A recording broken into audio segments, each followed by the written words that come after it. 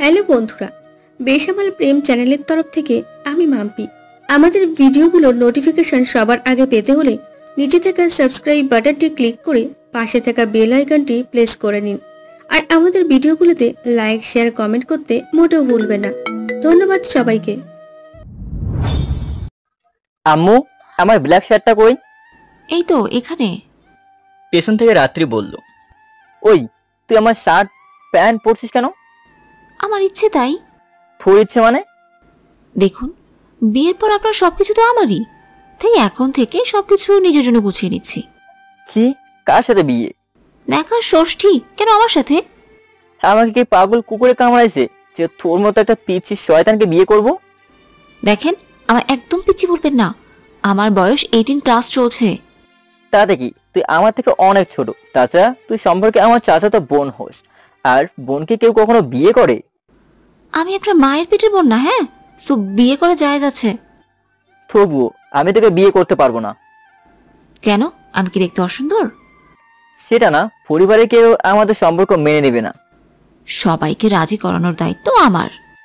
সবাই রাজি হলেও আমি তোকে কখনোই বিয়ে করব না। দেখা যাবে কি করে বিয়ে না করেন। আমি আপনাকে আমার করেই ছাড়বো।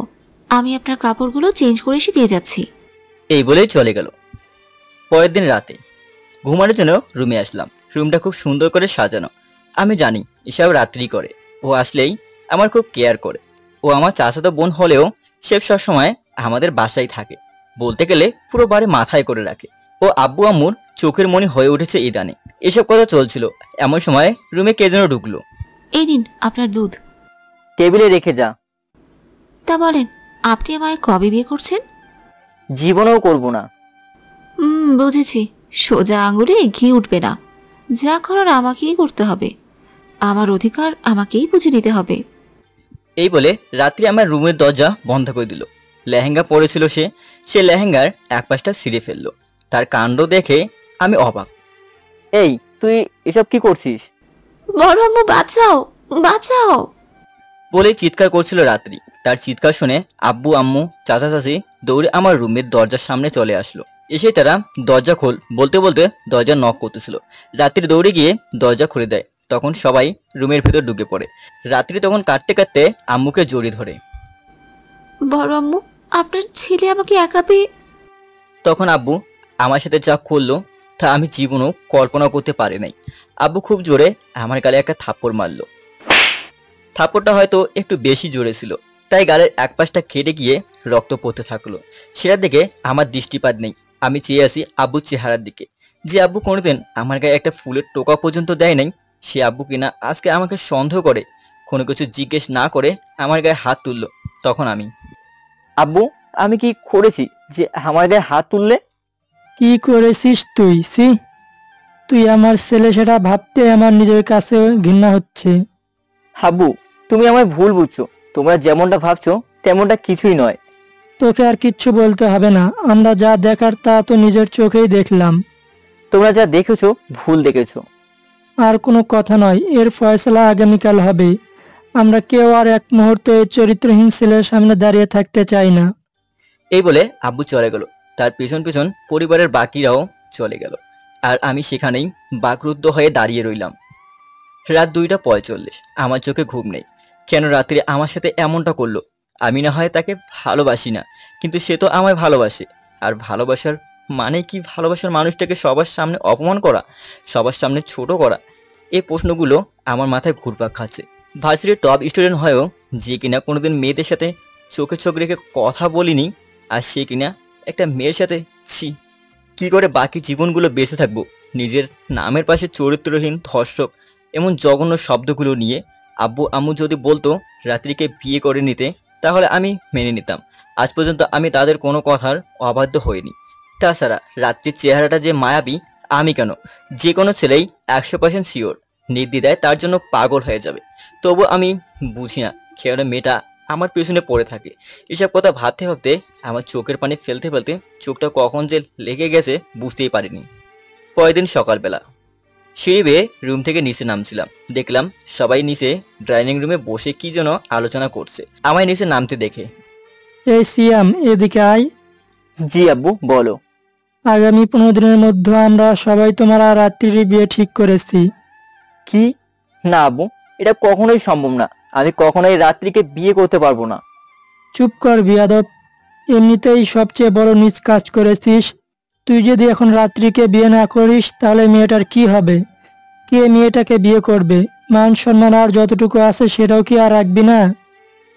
তখন দেখি রাত্রির আম্মু সোফার পেছনে দাঁড়িয়ে আমার দিকে চেয়ে চেয়ে সবার আড়ালে মুচকি হাসছে। তাকে দেখে আমার প্রচণ্ড রাগ হচ্ছিল। তার জন্যই আমার জীবনটা আজ এত নিচুতে নেমে এসেছে। সবার সামনে আমার মাথা নিচু হয়ে গিয়েছে। তখন আমি সেখান থেকে আর কিছু না বলেই বাসা থেকে বেরিয়ে গেলাম। কারণ আমি জানি আমি আমার কোনো কথাই কেউ বিশ্বাস করবে না। রাত্রি সবাইকে নিজের দখল করে নিয়েছে। 2 দিন পর। সিয়াম, শোন তো, কি আম্মু, বলো। রাত্রিকে ওর বান্ধবীর বাসায় নিয়ে যা। কেন? আজ নাকি ওর বান্ধবীর জন্মদিন, তাই আমি এত রাত্রে রাত্রিকে একা ছাড়তে সাহস পাচ্ছি না। তুই ওর সঙ্গে যা। আমি পারবো না। ওর বান্ধবীর জন্মদিন, ওকে যেতে বলো।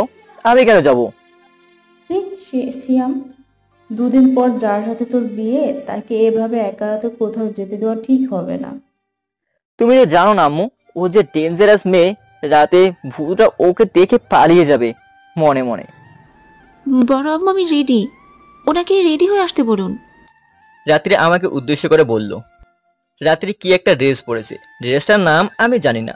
মাথায় হিজাব পরেছে। সব মিলিয়ে রাত্রিকে যা সুন্দর লাগছে বোঝানোর মতো না। আমি যেমন আছি তেমনই ঠিক আছি।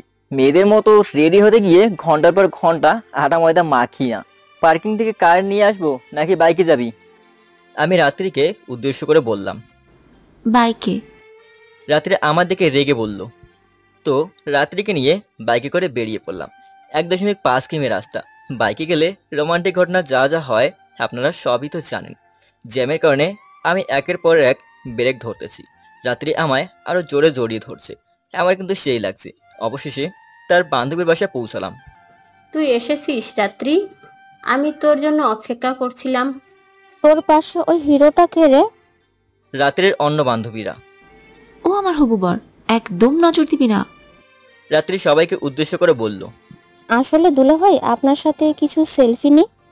রাত্রির বান্ধবীরা দুষ্টুমি করে আমি ও রাত্রিকে রাগানোর জন্য।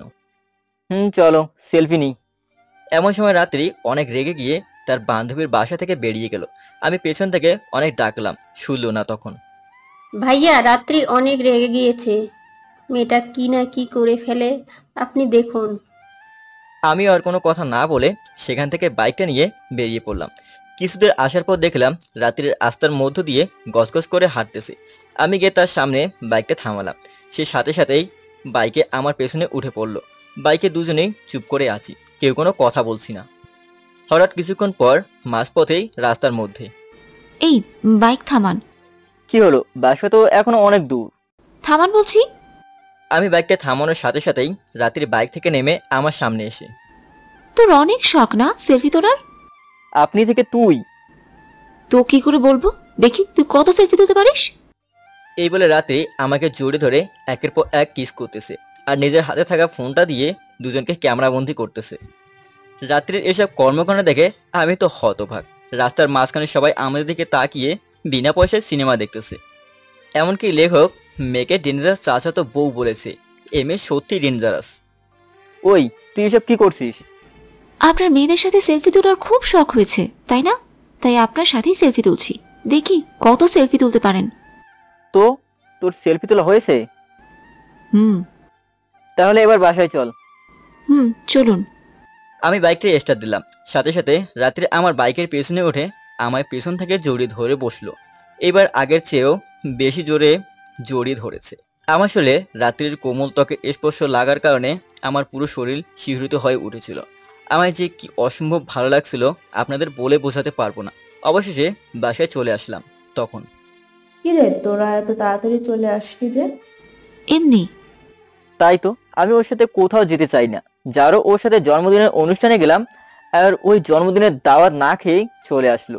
সাথে সাথে আমাকেও না খেয়ে চলে আসতে হলো। কিরে রাত্রি, দাওয়াত না খেয়ে চলে আসলি যে? সেটা ওনাকে জিজ্ঞেস করুন।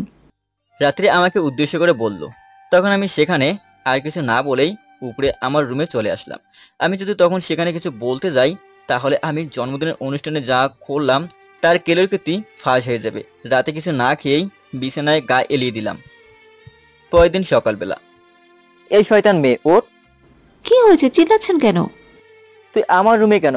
আর আমার এভাবে জড়িয়ে ধরে ঘুমিয়ে আছিস কেন? আমার হবু স্বামীকে আমি জড়িয়ে ধরে ঘুমাবো না তো কে ঘুমাবে? জড়িয়ে ধরছিস ভালো কথা, কিন্তু আমার লুঙ্গি গেল কই? আমি কি জানি। আসলে আমি রাত্রে ট্রাউজার পরে ঘুমাই, কিন্তু গতকাল রাতে যা গরম পড়েছিল তখন উপায় না পেয়ে আব্বুর একটা লুঙ্গি নিয়ে পরে ঘুমিয়ে পড়েছিলাম। ফলে শয়তান মেয়েটা আমার ইজ্জতের 13টা বাজিয়ে দিয়েছে। তুই আমার মতো একটা নিরীহ ছেলেকে রাতের বেলা একা পেয়ে আমার ইজ্জত নিয়ে সিনিবিনি খেলেছিস। ওই ন্যাকা কান্না বন্ধ করুন তো, চোদ্দ সব ন্যাকামি। রাতের বেলা তো আমার সাথে খুব মজা নিচ্ছিলেন। তুই আমার বোন হয়ে এটা আমার সাথে করতে পারলি? ওই চুপ করুন তো, কিচ্ছু করিনি বুঝেছেন। রাতের বেলা আপনার দুধ দিতে এসে দেখলাম আপনি ঘুমিয়ে পড়েছেন, তাই আপনাকে একটু জড়িয়ে ধরেছিলাম। কখন যে ঘুমিয়ে পড়েছি বুঝতেই তো পারিনি। কিন্তু আমার পরনের লুঙ্গি গেল কই? এটা সিক্রেট, বলা যাবে না। এটা বলে রাত্রি একটা দুষ্টু মিষ্টি হাসি দিয়ে আমার রুম থেকে চলে গেল।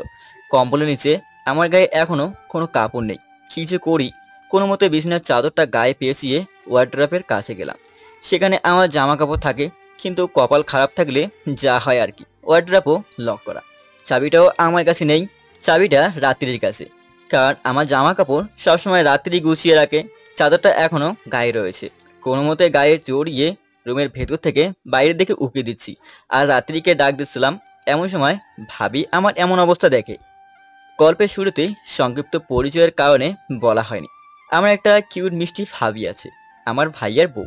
আর আমার ভাইয়া ব্যাংকে চাকরি করে। দেবরজি, পোশাকটাতে তো তোমায় খুব ভালো মানিয়েছে। আমার থেকে একটা শাড়ি এনে দেবো? ভাবি হেসে বলল আমায়। ভাবি ভালো হচ্ছে না, কিন্তু আমার এমন অবস্থা দেখে তুমি মজা নিচ্ছ। ভাবি তখন হাসতে হাসতে সেখান থেকে চলে গেল আর আমি আমার রুমে গিয়ে বসে পড়লাম। তখন রাত্রির উপর খুব রাগ হচ্ছিল। এর কিছুক্ষণ পরেই রাত্রি আমার রুমে আসলো। তখন, ওই আমার ওয়ার্ড্রপের চাবি দে। দিতে পারি, একটা শর্তে। কি শর্ত? আমাকে ভালোবাসতে হবে। আমি পারবো না। ওকে, তাহলে এই চাবিও পাবেন না। এমন করিস না রাত্রি, তুই তো আমার আদরের বোন, আমি তো সব সত্যি রাজি। Good bye. আর শুনুন, আজ থেকে আর আমায় বোন বোন বলবেন না, বউ বলবেন, শুধুমাত্র বউ। বলবোই তো, তুই হলে আমার ডেঞ্জারাস চাচাতো বউ। মনে থাকে যেন। আর এই নিন চাবি, আর শর্তটা পূরণ করুন। সাথে সাথেই আমি রাত্রির কাছে থেকে চাবিটা নিয়ে ওয়ার্ড্রপটা খুলে একটা প্যান নিয়ে পরে ফেললাম।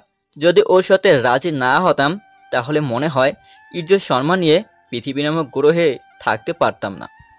এরপর আর কি, ওর শর্ত পূরণ করতে হলো। আমি কি ওকে জড়িয়ে ধরে চুমু খাবো?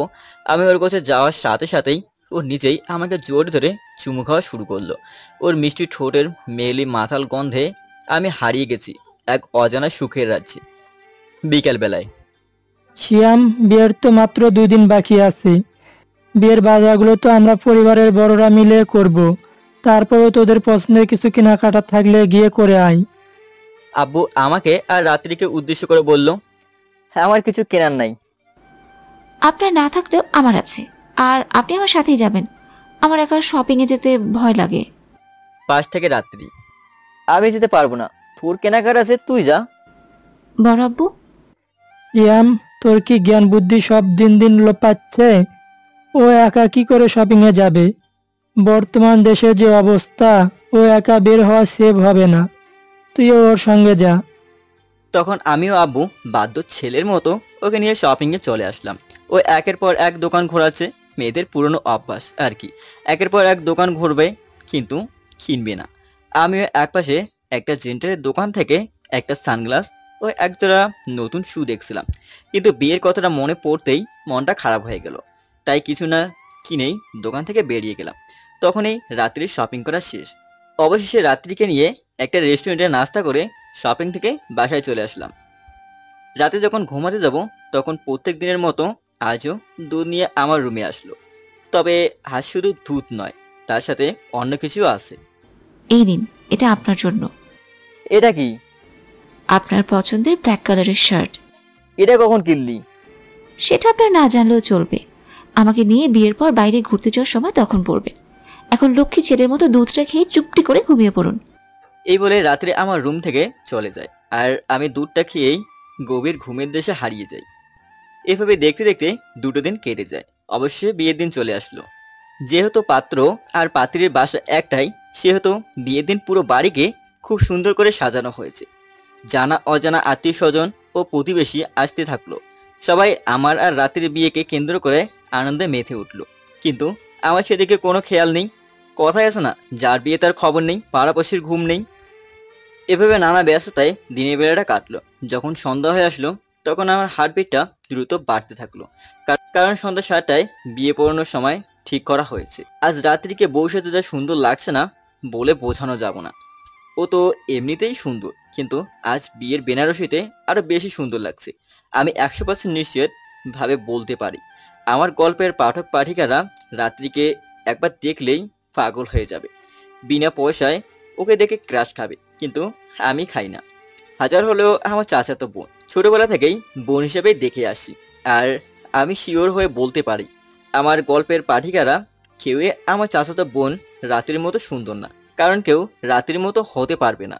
তার সৌন্দর্যের বর্ণনা করতে গেলে বিরাট একটা বই লেখা যাবে, তবুও শেষ হবে না। অবশেষে চলে আসলে সেই মহিদক্ষণ, মানে সন্ধ্যা 7টা বাজতে আর 5 মিনিট। আমার সামনে কাজী সাহেব, পাশে আব্বু, চাচা, বড় ভাইয়া ও অন্যান্য মুরব্বীরা। সেখানে সকলের মধ্যমণি আমি। সবাই আমার দিকে চেয়ে আছে। আমি না পারছি সেখান থেকে উঠে পালিয়ে যেতে। তখন বাবা সিয়াম কবুল বল। কি রে সিয়াম, কবুল বল। পাশ থেকে আব্বু। আমি কি করব বুঝতে পারছি না। আমি কবুল বলতে পারবো না, কারণ রাত্রিকে আমার পছন্দ না। কবুল বল। কবুল কবুল কবুল। আব্বুর চিৎকারের ভয়ে আমার মুখ থেকে বেরিয়ে গেল। আলহামদুলিল্লাহ। এভাবে পর্যায়ক্রমিক বিবাহের বাকি কাজগুলো সম্পূর্ণ হলো। পাঠক পাঠিকারা নিশ্চয়ই অনেক খুশি হয়েছে যে আমার আর রাত্রির বিয়েটা শেষ পর্যন্ত হলো। কিন্তু এর আমি শোধ নিব। তখন কবুল বলেছিলাম, কারণ আমার তখন কিছুই করার ছিল না।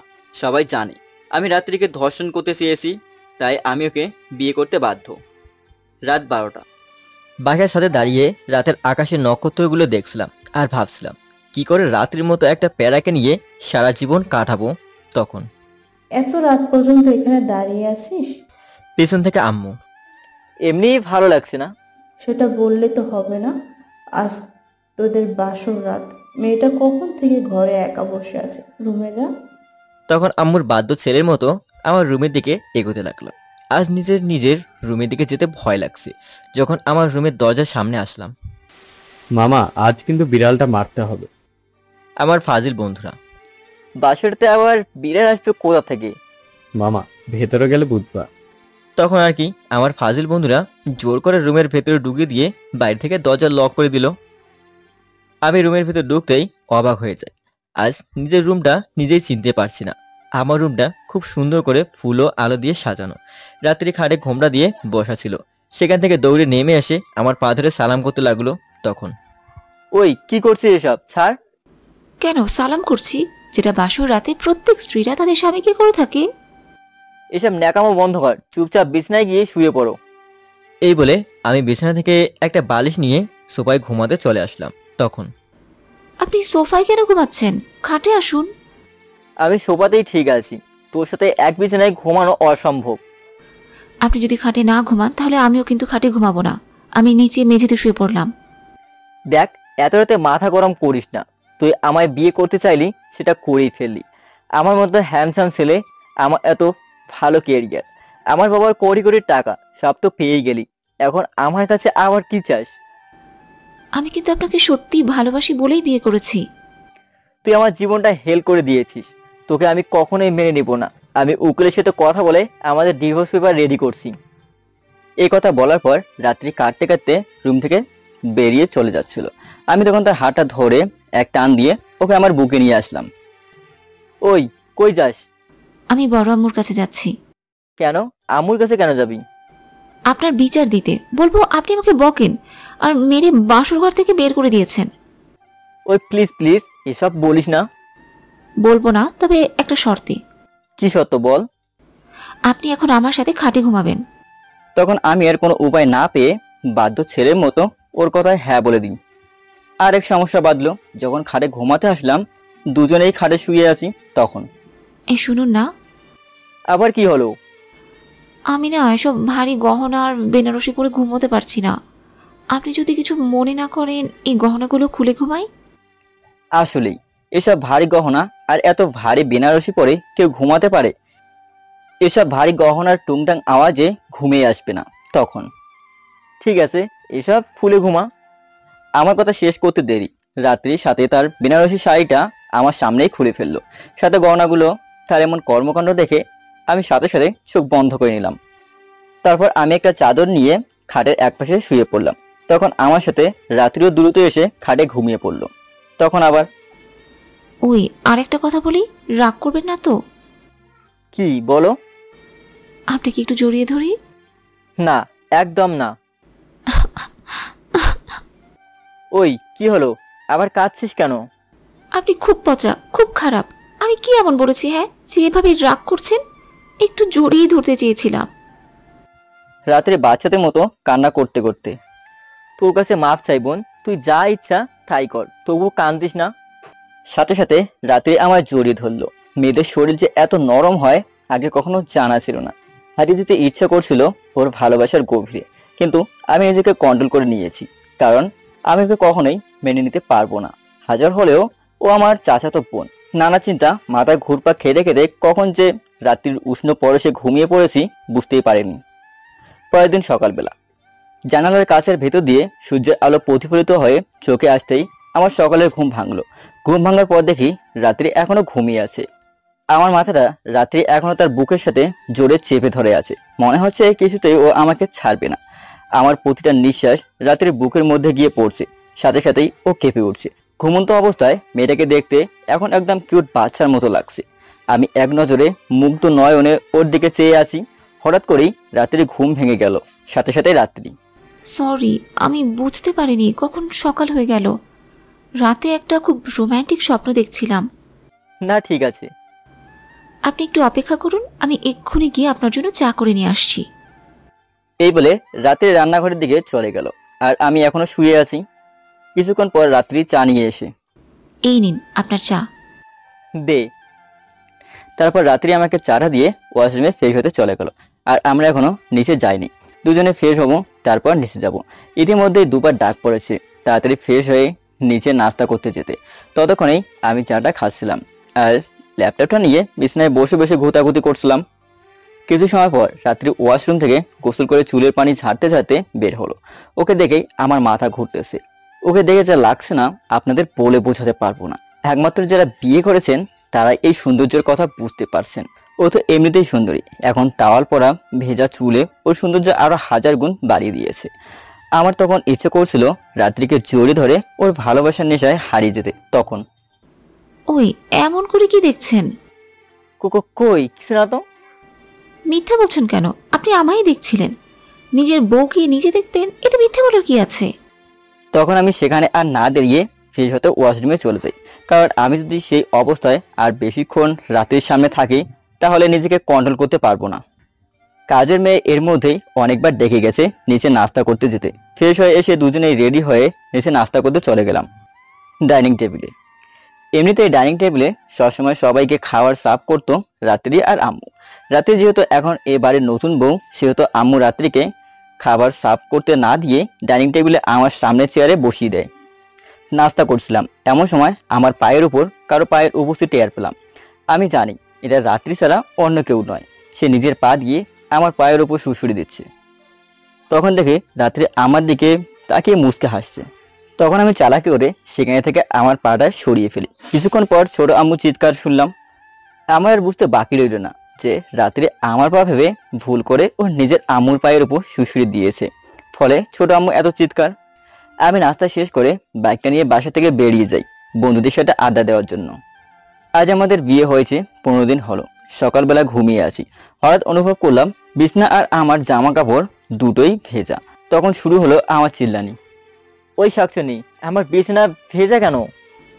আমি কি জানি? তুই জানিস না মানে? সত্যি করে বল, আমার বিছানায় পানি আসলো কি করে? নিশ্চয়ই আপনি রাতের বেলা বিছানা ভিজিয়ে ফেলেছেন না? ও বড় আম্মু গো, তোমার বড় দামড়া ছেলে বিছানা ভিজিয়ে ফেলে। এই বলে রাত্রির রুমের মধ্যে চিল্লাচ্ছিল। আমি হাত দিয়ে রাত্রির মুখটা চেপে ধরি। ও বোন গো, তোর পায়ে পড়ি, চিল্লে সবাইকে জানিয়ে আমার ইজ্জতের 12টা বাজাস না। ওকে, আমি কাউকে বলবো না, যদি আমার জন্য একটা জিনিস আনেন। কি জিনিস? লাল চুড়ি। ঠিক আছে, যখন মার্কেটে যাব তখন নিয়ে আসবো। এই বলে রাত্রিকে কোনো মতে সান্ত্বনা দিয়ে, যদি তখন ওর কথায় রাজি না হতাম তাহলে ইজ্জত নামের জিনিসটা হয়তো আমার আর থাকতো না। আর আমি এটাও জানি যে আমি রাত্রিবেলা বিছানায় হিসু করিনি, রাত্রেই আমার বিছানায় পানি ঢেলেছে, কারণ আমি সকালবেলা একদমই উঠতে পারি না, তাই রাত্রির এই ব্যবস্থা। এভাবে কেটে গেল আরো কিছুদিন। আমার কানাডা যাওয়ার সময়ও ঘনিয়ে আসছে, আর মাত্র 7 দিন বাকি আছে। রাত্রিবেলা বন্ধুদের সাথে আড্ডা দিচ্ছিলাম, তখন নে দোস্ত খা। আমার এক বন্ধু আমার দিকে মদের গ্লাস এগিয়ে দিয়ে, না দোস্ত, আমি এসব খাই না, আমার বাবা মার কড়া নিষেধ আছে, তাছাড়া আমি ড্রিঙ্ক করেছি জানলে আমার বউ খুব রাগ করবে। আরে কিচ্ছু হবে না, মাত্র তো 1 গ্লাস। অবশেষে বন্ধুদের জোরাজুরিতে খেতে হলো। 1 গ্লাস খাওয়ার পর নেশাগ্রস্ত হয়ে নিজে একের পর এক বোতল শেষ করতেছি। রাত 12টা। অবশেষে বন্ধুদের থেকে বিদায় নিয়ে বাসার উদ্দেশ্যে বেরিয়ে পড়লাম। মাথার অবস্থায় হেঁটে হেঁটে বাসায় ফিরছিলাম। বাসার মেন দরজা খোলা ছিল, তাই একেবারে সিঁড়ি বেয়ে নিজের রুমের সামনে চলে যাই। দরজা নক হতে রাত্রির দরজা খুলে দিল। ওকে দেখেই আমি অবাক হয়ে যাই। রাত্রি আজ খুব সুন্দর করে সাজছে, ঠোঁটে হালকা লিপস্টিক, চোখে কাজল, মুখে হালকা মেকআপ, পরনে কালো সিল্কের শাড়ি, সব মিলিয়ে রাত্রিকে এক অস্পরি লাগছিল। অবশ্য রাত্রি আমার জন্য প্রত্যেক দিনেই এমন করে সাজে। আজ আমি নিজেকে কন্ট্রোল করতে পারিনি। আমি রাত্রিকে কোলে নিয়ে বিছানায় শুয়ে দিলাম। রাত্রিও মনে করছিল আমি ওকে ভালোবেসে আপন করে নিতে চাচ্ছি, কিন্তু ও তো জানে না আমি নেশার ঘোরে ওর সাথে এসব করছি। বিছানায় শুয়ে দেওয়ার পর আমি হাত দিয়ে রাত্রির বুক থেকে রাত্রির শাড়ির আঁচলটা ফেলে দিই। তখন আমি ওর ঠোঁটে ও সারা শরীরে পাগলের মতো চুমু দিতে শুরু করি। একে একে আমি রাত্রির গা থেকে সব কাপড় খুলে ফেলি। দুজনে আবদ্ধ হয়ে যাই স্বামী স্ত্রীর পবিত্র মিলনে। পরের দিন সকালবেলা ভোরের আলো চোখে পড়তেই ঘুমটা ভেঙে গেল। এতক্ষণে নেশাটাও অনেকটা কেটে গেছে, কিন্তু আমি কি দেখছি, আমার আর রাত্রির গায়ে কোনো কাপড় নেই, শুধুমাত্র বিছানার চাদরটা দুজনের গায়ের উপর রয়েছে। তখন গত রাতের ঘটনার কথা মনে পড়তেই আমার মাথায় আকাশ ভেঙে পড়ল। আমি কি করলাম? আমি তো রাত্রির জীবনটা নষ্ট করে দিয়েছি। আমি কখনোই তাকে আমার স্ত্রী হিসেবে মেনে নিতে পারবো না। আবার মাথায় কোনো কাজ করছে না।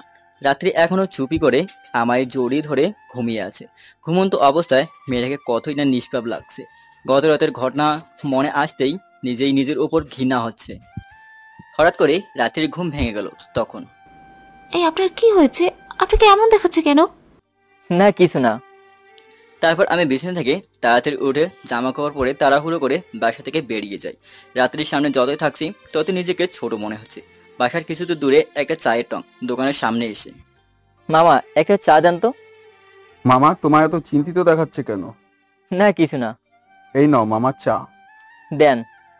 তখন সেখান থেকে চাটা খেয়ে তাড়াতাড়ি বিল মিটিয়ে ফার্মেসিতে চলে যাই। ফার্মেসি থেকে একটা দরকারি জিনিস নিয়ে সেখান থেকে আর এক মুহূর্ত না দাঁড়িয়ে বাসায় চলে যাই। রুমে গিয়ে দেখি রাত্রি ড্রেসিং টেবিলের সামনে বসে সাজছে। রাত্রি, এইদিকে শোন। বলুন, কি বলবেন? তখন আমি রাত্রির হাতটা শক্ত করে চেপে ধরে, বোন তুই আমায় মাফ করে দে, আমি তোর জীবনটা নষ্ট করতে চাইনি। আমি গত রাতে যা করেছি তা আমি নিজের ইচ্ছাতেই করিনি। আমি নেশাগ্রস্ত ছিলাম। আমি বাইরে থেকে আসার সময় ফার্মেসি থেকে এই পিলটা নিয়ে এসেছি। এটা খেলে তোর প্রেগনেন্ট হওয়ার কোনো সম্ভাবনা থাকবে না, আর কেউ কিছু জানতেও পারবে না। প্লিজ তুই আমায় ক্ষমা করে দে, আর গত রাতে যা হয়েছে ভুলে যা। এক নিঃশেষে কথাগুলো রাত্রিকে বললাম। আমার কথাগুলো শোনার পর রাত্রির চোখ দিয়ে ঝরঝর করে পানি পড়ছিল। পিলটা হাতে নিয়েই ও কাঁদতে কাঁদতে রুম থেকে চলে যায়। সেদিনের পর থেকে রাত্রি আর কখনো আমার সামনে আসতো না, যদি বিশেষ কোনো প্রয়োজন না পড়তো। যদি আসতেও আমি কোনো কিছু বললেও ও এড়িয়ে যেত। রাতে যখন ঘুমাতে আসতো তখন খাটের মাঝখানে কোলবালিশটা দিয়ে আমার বিপরীতের মুখ হয়ে ঘুমিয়ে পড়তো। এভাবে ও দিনের পর দিন ও আমায় অবহেলা এড়িয়ে চলতে শুরু করে। দেখতে দেখতে আমার পড়াশোনার জন্য কানাডা যাওয়ার দিনও চলে আসলো। আজ আমি কানাডা চলে যাচ্ছি। সবাই আমি চলে যাচ্ছি বলে ভারাক্রান্ত মন করে বসে আছে, কিন্তু আমার নজর রাত্রির দিকে। আমি ভাবছিলাম রাত্রি আজ আমায় আটকাবে। সে এসে বলবে, আপনি যেয়েন না, আপনাকে ছাড়া আমি থাকতে পারবো না। কিন্তু সে সারাদিনে একবারও আমার সামনে আসলো না। আমি আজ চলে যাচ্ছি জেনেও। আম্মুকে দিয়ে ওকে ডেকে পাঠিয়েছিলাম, কিন্তু সে কাজ করছে, আসতে পারবে না বলে এড়িয়ে যায়। অবশ্য আসবেও কেন? আমি ওর সাথে যা করেছি ও কোনোদিনও আমায় ক্ষমা করতে পারবে না। অবশেষে মন খারাপ করে এয়ারপোর্টে যাওয়ার জন্য বেরিয়ে পড়লাম। গাড়িতে বসে আছি, রাত্রির কথা খুব মনে পড়ছে। এ কয়দিনে রাত্রির অবহেলাগুলো আমায় হাড়ে হাড়ে বুঝে দিয়েছে আমিও মনের অজান্তেই রাত্রিকে ভালোবেসে ফেলেছি। এয়ারপোর্টে চলে আসলাম, রাত 8টায় ফ্লাইট। অবশেষে পাড়ি জমালাম নিজের ক্যারিয়ারের জন্য নিজের মাতৃভূমি থেকে এই অচেনা দেশে। নতুন দেশ, নতুন মানুষ। 2 বছর লাগবে পিএইচডি কমপ্লিট করতে। পড়াশোনা ভালোই চলছিল। রাত্রির কথা খুব মনে পড়তো, বিশেষ করে যখন একা থাকতাম। প্রত্যেক দিন রাতে আম্মুকে ফোন দিতাম। যখন আম্মুর সাথে কথা বলতাম তখন রাত্রিকে ফোন দিতে বললে ও কথা বলবে না বলে এড়িয়ে যেত। রাত্রি মোবাইলে ফোন দিলে কখনো ফোন ওয়েটিং, কখনো বা ফোন বন্ধ পেতাম। একদিন রাত্রে আম্মু ফোন দিয়ে, হ্যালো সিয়াম, হ্যাঁ আম্মু বলো। তোর জন্য একটা সুখবর আছে। কি আম্মু? রাত্রি প্রেগনেন্ট। কি? হ্যাঁ রে, এতদিন পর আমি আমার নাতি নাতনির মুখ দেখব। তাকে নিয়ে আমি সারাদিন খেলবো। আম্মু এখন রাখছি, আমি পরে কল করব। এ বলে আমি ফোন রেখে দিই। রাত্রির উপর খুব রাগ হচ্ছিল। রাত্রি এত বড় বেইমানিটা আমার সাথে করতে পারলো। ওই দিন আমি ওর সাথে যা করেছিলাম সে তো পিল খেয়ে নিয়েছিল। বিজ্ঞানের ছাত্র হওয়ায় আমি যতটুকু জানি, পিল খাওয়ার পর কারো প্রেগনেন্ট হওয়ার সম্ভাবনা থাকে না। তার মানে কি রাত্রি অন্য কারোর সাথে? ছি! এর জন্য রাত্রি আমাকে এভাবে এড়িয়ে যেত। যখনই ফোন করতাম তখনই তার ফোন ওয়েটিংয়ে পেতাম। ও বললেই পারতো অন্য কাউকে ভালোবাসে, আমি নিজেই ওকে ওর হাতে তুলে দিতাম। কিন্তু এভাবে সবার আড়ালে নষ্টামি করছে, আমি কখনোই রাত্রিকে ক্ষমা করব না। এর শেষ আমি দেখেই ছাড়বো। আজ কানাডা আসি 1 বছর। এখন পর্যন্ত রাত্রির সাথে একবার কথা পর্যন্ত হয়নি। রাত্রে শুয়ে আছি, তখন আম্মুর ফোন। হ্যালো আম্মু। কেমন আছিস বাবা? আলহামদুলিল্লাহ আম্মু, তোমরা কেমন আছো? আমরাও ভালো আছি। তোর জন্য একটা সুখবর আছে। কি আম্মু? তুই বাবা হয়েছিস। আমাদের ঘর আলো করে ছোট্ট একটা রাজকন্যা এসেছে, আমার নাতনি। কথাটা শোনার পর আমার নিঃশ্বাস আটকে যায়, কারণ আমি ভালো করে জানি এ সন্তানের বাবা আমি না, অন্য কেউ। এটা রাত্রি আর অন্য কারো নষ্টামির ফসল। এভাবে আরো কিছুক্ষণ কথা বলার পর আমি ফোন রেখে দিই। এভাবে দেখতে দেখতে আমার পিএইচডি কমপ্লিট করা হয়ে যায়। আজ আমি বাড়ি যাচ্ছি, অনেক পর বাড়ি যাচ্ছি, প্রায় 2 বছর পর। অবশ্য রেজাল্ট ভালো হওয়ার কারণে এই কানাডাতেই জবের অফার আসছিল, কিন্তু আমি না করে দিয়েছি। তাই দেশেই জব করব বলে ঠিক করেছি। দেশে যে আমাকে যেতেই হবে, শেষবারের মতো রাত্রির মুখোমুখি আমাকে হতেই হবে। আমার কিছু প্রশ্নের জবাব যে তাকে দিতেই হবে। অবশেষে দীর্ঘ 2 বছরের সফর শেষে ফিরে যাচ্ছি নিজের মাতৃভূমিতে। সকাল 10টায় বিমান ল্যান্ড করলো চট্টগ্রাম শহর আমানত বিমানবন্দরে। দীর্ঘ 1 ঘন্টা ইমিগ্রেশন শেষ করে এয়ারপোর্টের ভেতর থেকে বাইরে বের হলাম। পরিবারের সবাই আমাকে দেখা মাত্রই হাত মারলো। আমি দূরে থেকে আব্বুর কোলে একটা বেবি দেখতে পেলাম। তখন এটা তোর মেয়ে, আমাদের নাতনি সিমরাত। সিমরার নামটা শুনে আমার বুকটা ধুপ করে উঠলো, কারণ বিয়ের আগে রাত্রি আমায় প্রায় বলতো যখন আমাদের বিয়ে হবে তখন নাকি আমাদের একটা মেয়ে হবে। মেয়ের নাম হবে সিমরাত। সিয়াম নামের সাথে মিল রেখে বাচ্চা মেয়েটাকে দেখে আমার অনেকটা মায়া হলো। একদম রাত্রির মতো কিউট পিচ্ছি। পরিবারের সবাই আমাকে এয়ারপোর্টে রিসিভ করতে আসছে, শুধুমাত্র একজন ছাড়া, যাকে আমার দু নয়ন খুঁজছে। সে আর কেউ না, রাত্রি। অবশ্য সে হাসবেও বা কেন? আমি তো এখন আর ওর কেউ না, ওর মনের মধ্যে অন্য কেউ আছে।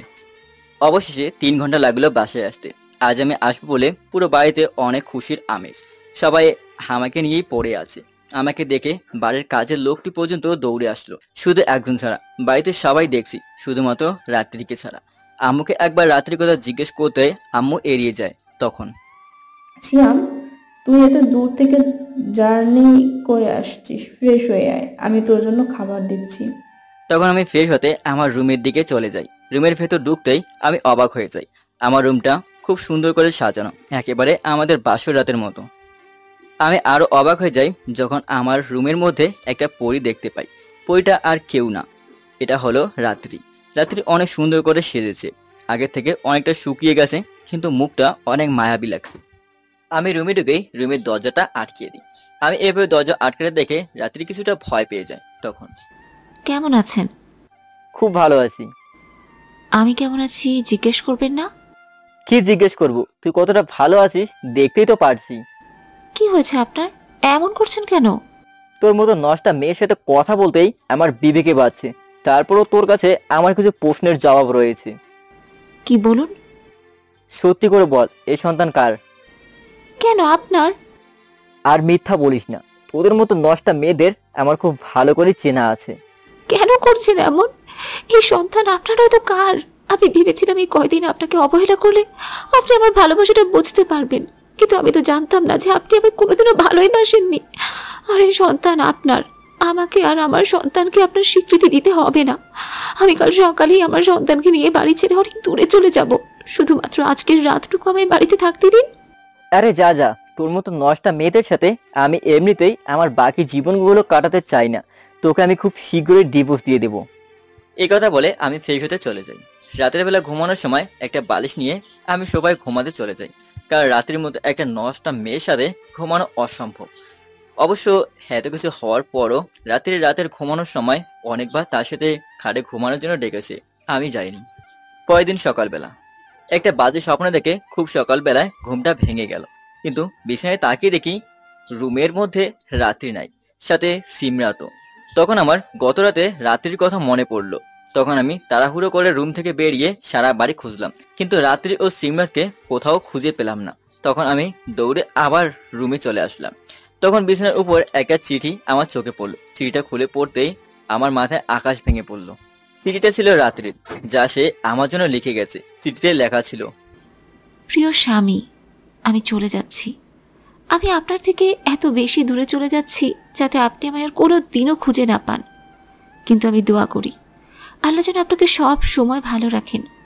অনেক আশা ছিল আপনার স্ত্রী হয়ে বাকি জীবনগুলো কাটাতে, কিন্তু সৃষ্টিকর্তা মনে হয় তা চান না। তাই হয়তো শেষ চেষ্টা করেও আপনার ঘর করতে পারলাম না। কি করব বলুন? আপনাকে যে ছোটবেলা থেকে বড্ড বেশি ভালোবেসে ফেলেছি। আপনারা তো অবহেলার পরও চেষ্টা করেছিলাম আপনার মনে একটু জায়গা করে নিতে, কিন্তু আমি ব্যর্থ।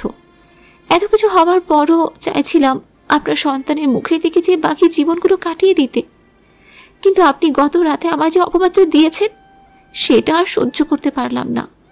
একজন মেয়ের সবচেয়ে দামি জিনিস হলো তার ইজ্জত। আপনি কি তার স্বামী হয়ে আমার ইজ্জতের উপর প্রশ্ন করেছেন? বলছেন সিমরাত আপনার মেয়ে নয়, আমার আর অন্য কারো নষ্টামের ফসল। ছি ছি ছি ছি। আপনার কথাগুলো শোনার পর আমি সেই মুহূর্তেই আত্মহত্যা করতাম। শুধু পারিনি আমার নিষ্পাপ মেয়েটার মুখের দিকে তাকিয়ে। আমি মরে গেলে আমার সন্তানের কি হবে? ওকে তো আপনি আপনার সন্তান হিসেবে মানেনই না। তাই আমি আমার সন্তানকে নিয়ে অনেক দূরে চলে যাচ্ছি, যেখানে আমাদের ছায়াও আপনার জীবনে আর পড়বে না।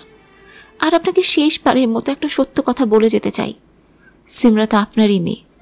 নেশাগ্রস্ত রাতে আপনি আমার সাথে যা করেছেন তারই ফসল। তখন আমার এই সন্তান না হবার জন্য যে পিল খেতে দিয়েছিলেন, আমি সেদিন পিলটা খাইনি, ফেলে দিয়েছিলাম। কি করব বলুন? আমাদের কর্মকাণ্ডের ফলটা তো আমার সন্তানকে ভোগ করতে দিতে পারি না।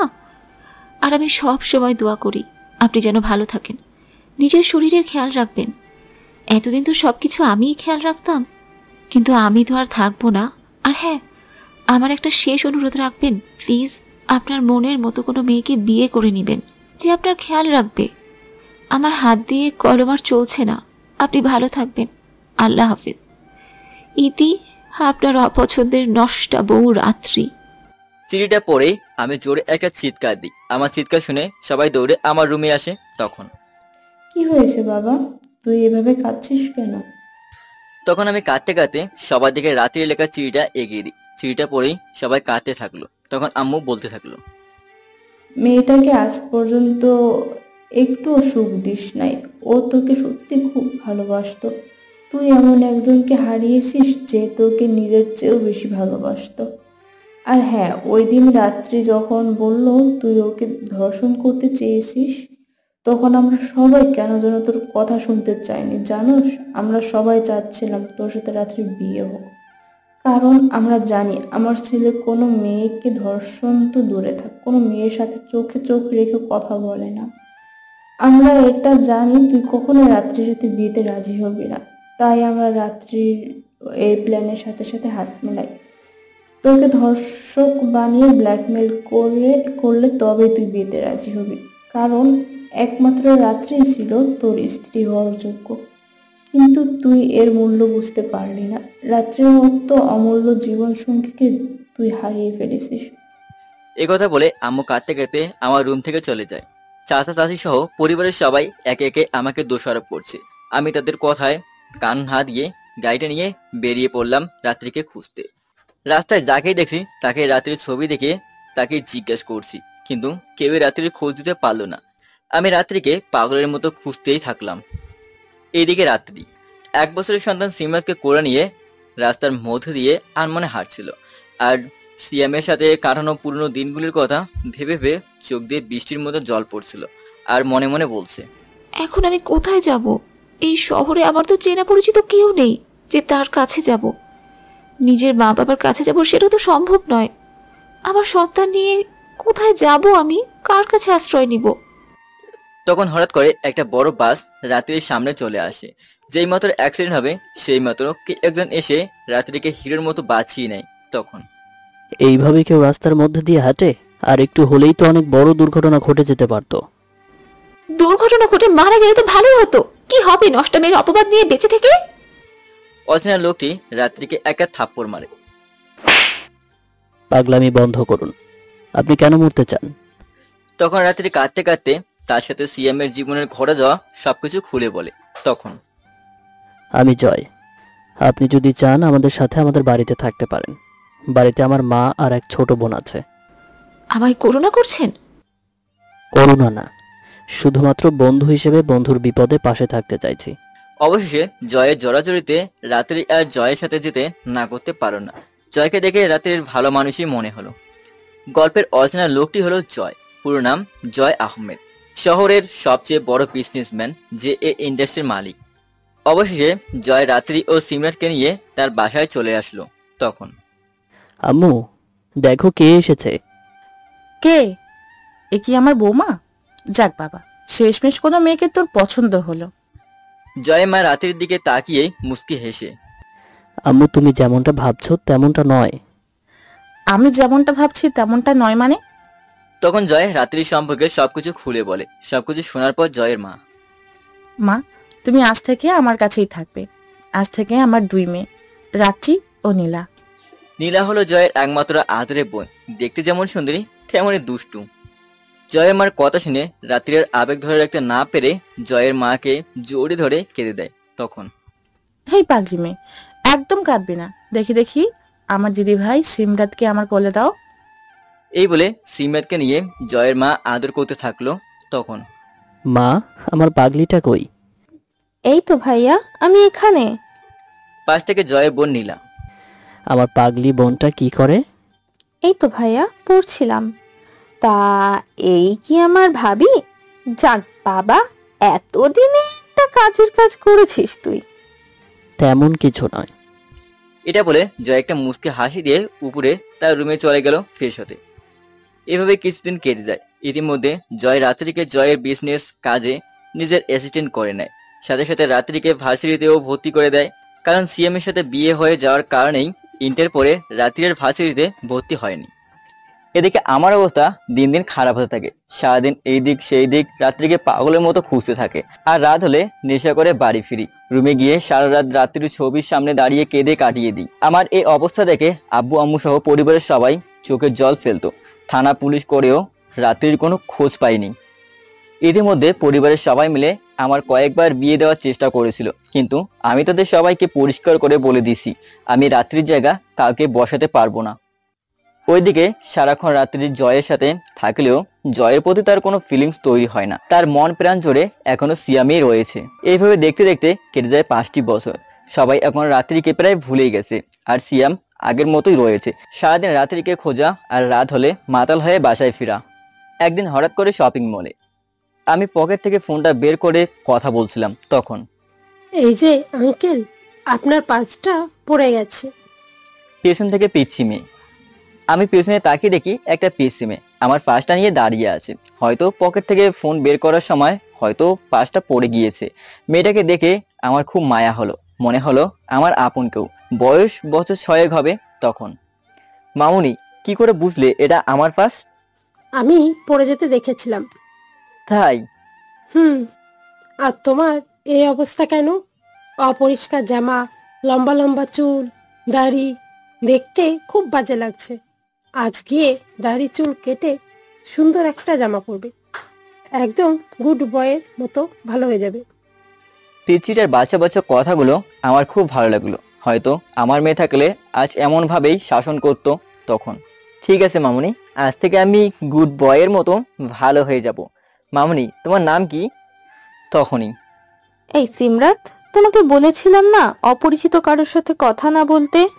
আন্টি, এই আঙ্কেলটার পাঁচটা পড়ে গিয়েছিল, তাই সেটা তুলে দিচ্ছিলাম। সিমরাত নামটা শুনতেই আমার বুকে চিনচিন ব্যথা অনুভব হলো। তখনই, এ বাচ্চা মেয়েটার নাম কি বললেন? পিচিটাকে দেখিয়ে নীলাকে বললাম, শুনুন, সেটা আপনাকে জানতে হবে না।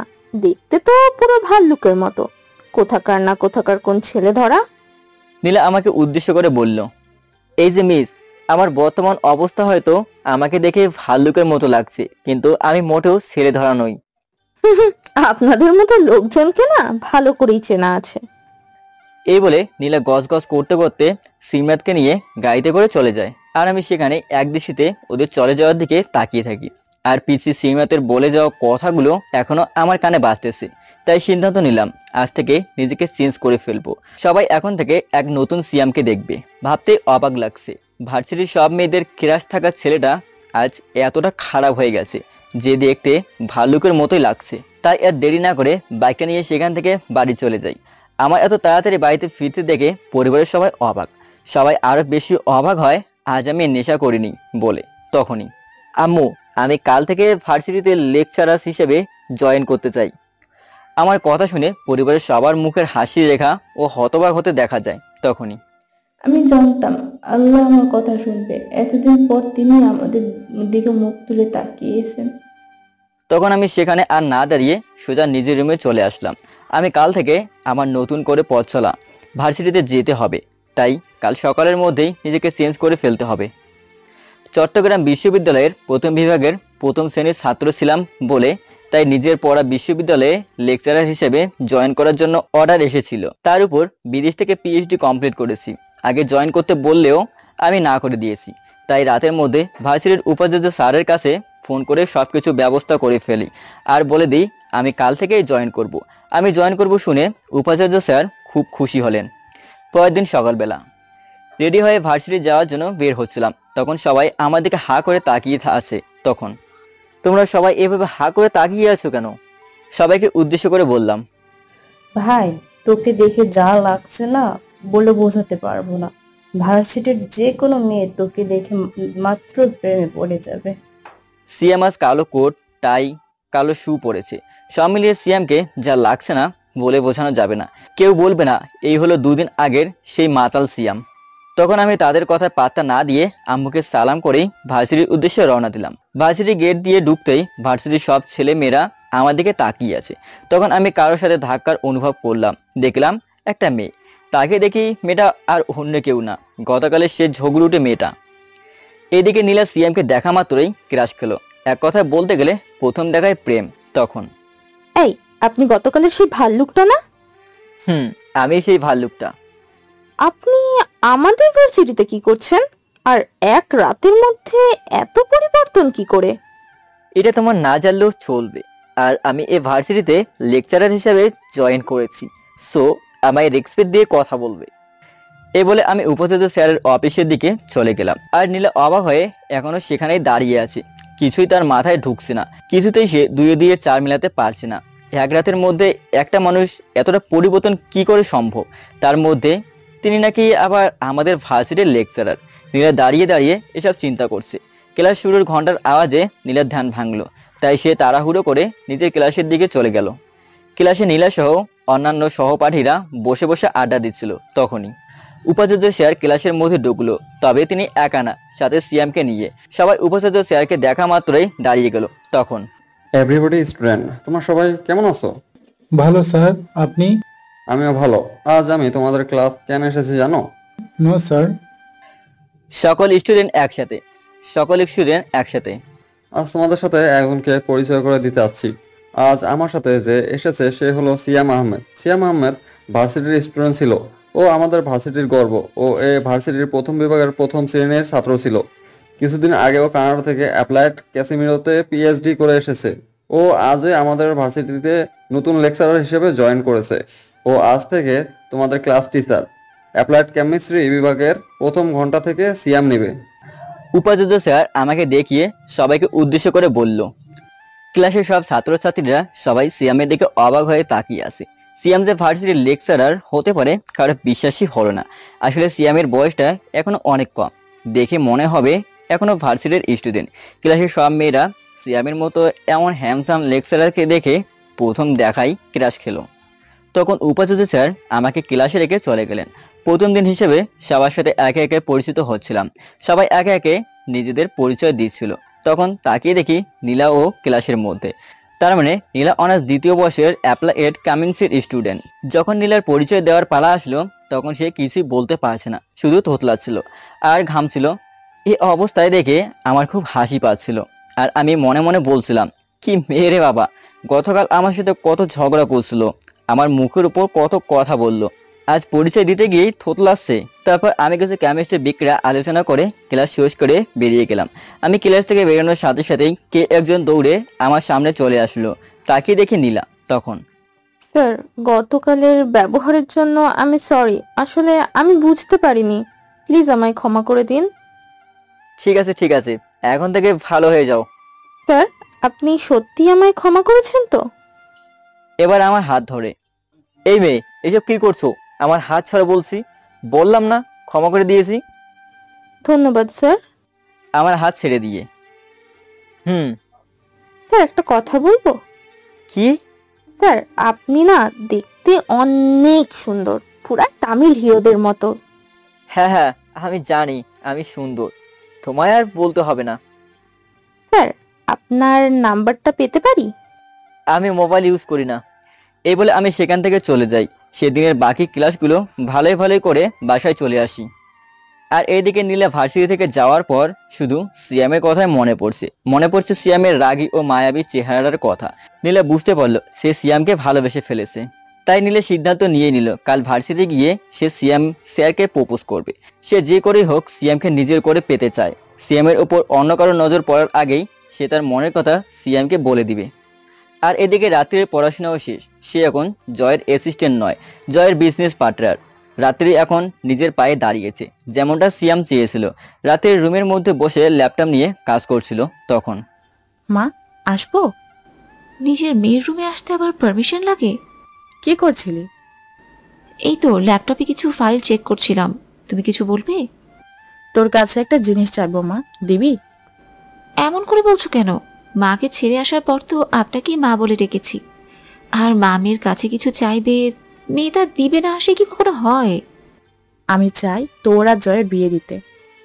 জয় মা রাত্রির হাত ধরে বলল।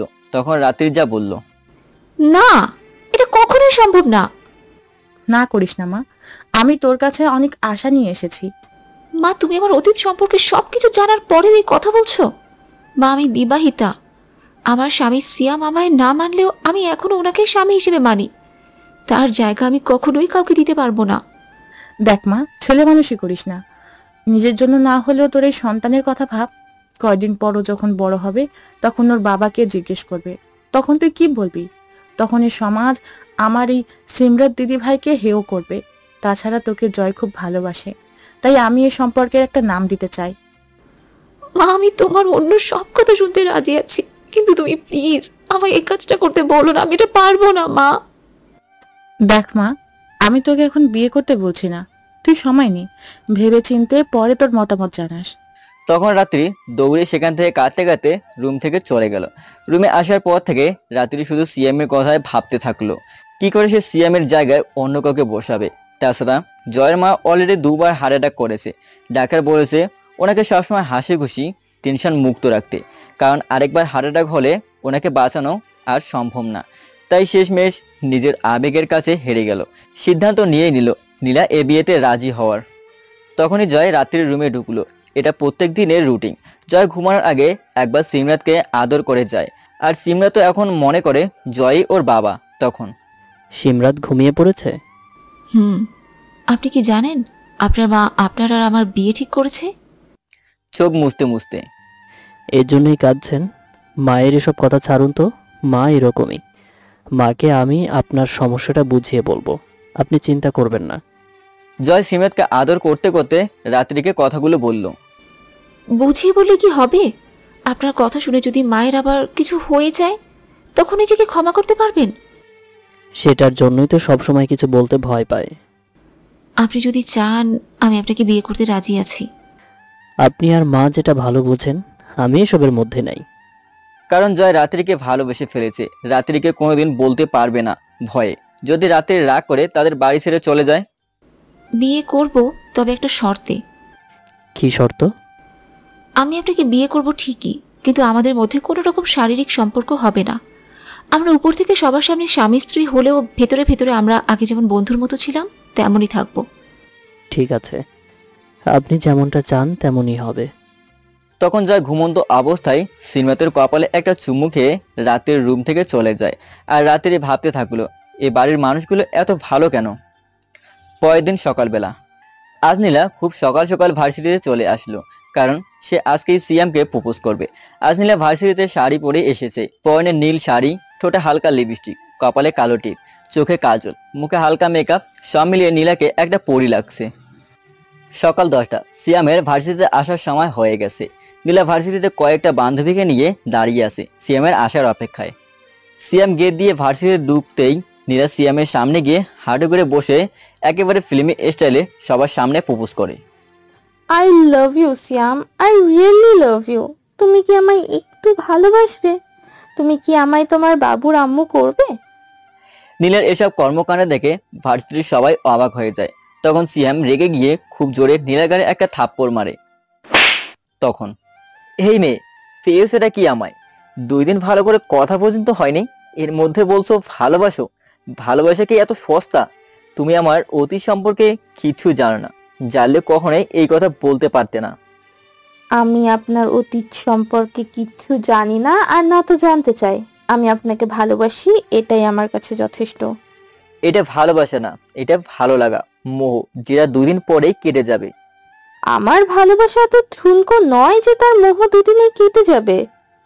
সবকিছু না হয় বাদ দিলাম, কিন্তু আমি তো তোমার স্যার।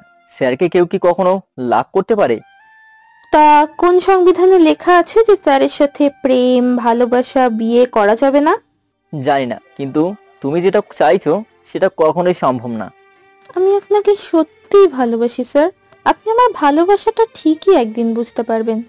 আপনাকে আমি আমার করেই ছাড়বো। এ কথা বলে নীলা কাঁদতে কাঁদতে ভার্সিটি থেকে দৌড়ে চলে যায়।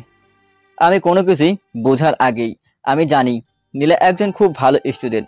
এখন যদি সে এসব প্রেম ভালোবাসা এগুলো নিয়ে পড়ে থাকে তাহলে তার কেরিয়ার শেষ হয়ে যাবে। আমাকে যে করেই হোক নীলাকে বোঝাতে হবে। তখন আমি সেখান থেকে ক্লাস করতে চলে যাই। আর এদিকে নীলা কাঁদতে কাঁদতে বাড়ির ভেতরে ঢুকলো। তখন, কি হয়েছে মা, তোর চোখে পানি কেন? না কিছু না। চোখ মুছতে মুছতে নীলা বলল, কিছু না মানে? তাহলে তুই কাঁদছিস কেন? বললাম তো আমার কিছু হয়নি। বলে নীলা দৌড়ে কাঁদতে কাঁদতে সিঁড়ি বেয়ে নিজের রুমে চলে যায়। তখন নীলার এই অবস্থা দেখে রাত্রির কিছুটা খটকা লাগলো। রাত্রি তখন জয়ের মায়ের পাশে বসে কি যেন করছিল। তখন রাত্রি সিঁড়ি বেয়ে নীলার পিছু পিছু নীলার রুমে চলে গেল। নীলার রুমে গিয়ে বালিশ ভিজিয়ে কাঁদছে। তখন রাত্রি নীলার রুমে ঢুকে, বোন আমার, তুই কাঁদছিস কেন? কি হয়েছে বল আমায়। নীলার মাথায় হাত বুলাতে বুলাতে, ভাবি, আমি না একজনকে ভালোবাসি। আমি যে করেই হোক তাকে নিজের করে পেতে চাই। নীলা বয়সে রাত্রির থেকে ছোট, তাই রাত্রি নীলাকে খুব ভালোবাসে। নীলাও রাত্রিকে খুব ভালোবাসে। আর নীলা রাত্রিকে ভাবি বলেই ডাকে, কারণ সে জানে যে আজ না হয় কাল রাত্রি তার ভাবি জয়ের বউ হবে। ও এই ব্যাপার, কোনো সমস্যা না। আমার বোন কাউকে ভালোবাসে আর তাকে পাবে না, সে কি কখনো হয়? সমস্যা আছে। আমি ওনাকে ভালোবাসলেও উনি তো আমাকে ভালোবাসা তো দূরে থাক, আমাকে সহ্য পর্যন্ত করতে পারেন না। কি? কার বুকের এত বড় পাটা, হ্যাঁ, যে আমার বোনের মতো একটা সুন্দরী মেয়ের ভালোবাসা ফিরিয়ে দেয়? নিশ্চুপ। ছেলে দেখতে কেমন? ছেলে কি করে? ও আমাদের ইউনিভার্সিটি লেকচারার। দেখতে শুনতে বলতে গেলে মাশাআল্লাহ। এক কথায় বলতে গেলে উনি পুরো ভার্সিটির সব মেয়েদের ক্রাশ। আমি তো প্রথম দেখাতেই ওনাকে ভালোবেসে ফেলেছি। শেষমেশ স্যারের প্রেমে? হাসতে হাসতে গড়াগড়ি খেয়ে। তুমি হাসছো ভাবি, আমি ওনাকে না পেলে সত্যিই মরে যাব। একদম চুপ, এসব কথার কখনো বলবি না। তোর ভালোবাসার মানুষ তোরই হবে, আমি দেখছি কি করা যায়। তারপর রাতে নীলার মাথায় হাত বুলিয়ে দিয়ে ঘুম পাড়িয়ে দিয়ে নীলার রুম থেকে চলে আসে। পরের দিন সকালবেলা। মা, আমি এই বিয়েতে রাজি। আলহামদুলিল্লাহ, আমি জানতাম তুই আমাকে কখনো ফিরিয়ে দিবি না। আগামী শুক্রবার তোদের বিয়ে দিব। বিয়ের সব দায়িত্ব আমার আর নীলারই, তোদের কিচ্ছু করতে হবে না। আমার একমাত্র ছেলের বিয়ে বলে কথা। তখন রাত্রি সেখানে আর কিছু না বলে মনটা খারাপ করে নিজের রুমে চলে যায়। আর এদিকে সিয়ামের উপর নীলার অত্যাচার দিন দিন বাড়তেই থাকে। প্রত্যেকদিন প্রপোজ করা, সিয়ামকে জড়িয়ে ধরার চেষ্টা করা, কিস করা, আর এসব কর্মকাণ্ড সিয়ামের অসহ্য লাগতো। ভার্সিটির সবারই নীলার সিয়ামের প্রতি এসব পাগলামি দেখে সবার জ্বলতো, বিশেষ করে মেয়েদের, কারণ ভার্সিটির প্রায় মেয়েই সিয়ামকে পছন্দ করত। তারপরেও নীলাকে কেউ কিচ্ছু বলতে পারতো না, কারণ নীলা ছিল শহরের সবচেয়ে বড় বিজনেসম্যানের বোন। তাদের ছিল অনেক ক্ষমতা, তাই কেউ কিছু বলতে সাহস করতো না। বিয়ের আর মাত্র 2 দিন বাকি আছে। সিয়াম ভার্সিটিতে ঢুকছে তখন। স্যার একটু দাঁড়ান, এই নিন কার্ড। আগামী শুক্রবার আমার ভাইয়ার বিয়ে, আপনাকে কিন্তু অবশ্যই আসতে